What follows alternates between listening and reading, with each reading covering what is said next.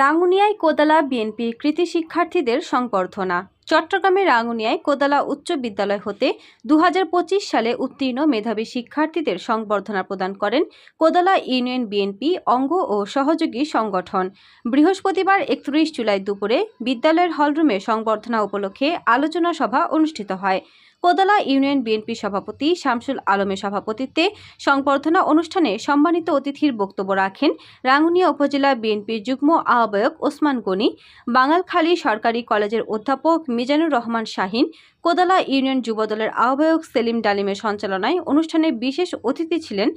কোদালা উচ্চ বিদ্যালয়ের প্রধান শিক্ষক বাবু সুবীর বড়ুয়া, কোদালা মডেল সরকারি প্রাথমিক বিদ্যালয়ের প্রধান শিক্ষক কাজল কান্তি, কোদালা ইউনিয়ন বিএনপির আহ্বায়ক কমিটির সদস্য নুরুল আলম মেম্বার, আবুল বশর ভট্ট,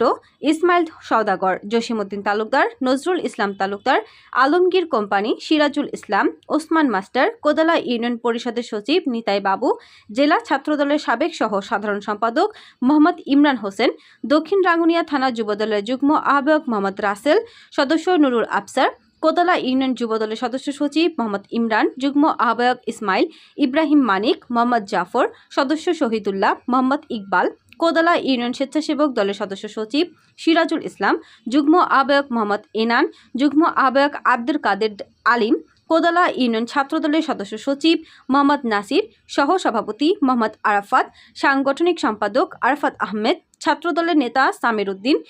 তাঁতি দলের সভাপতি আজিজুল্লাহ, ওয়ার্ড বিএনপি সভাপতি ও সাধারণ সম্পাদক হাসমত আলী, রফিকুল ইয়াহিয়া, মোহাম্মদ ইউসুফ, ইমরান, আইয়ুব, মেসি।